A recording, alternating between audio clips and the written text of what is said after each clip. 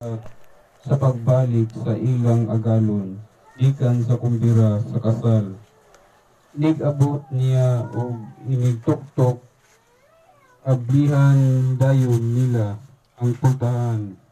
Bulahan kadtong mga surugoon nga nakaplagan sa ilang agalon nga nagtukaw ug nag-andam. Sultihan ko kamo nga nagbakos siya. Palingkuron sila sa kananan ug silbihan niya. Ug bulahan sila kung ikaplagan niya nga andam bisan kung muabot siya sa tungang gabi o kadlawon. Og timan-i kini kung nahibalo pa ang tagbalay kanus-a moabot ang kawatan, dili gayud siya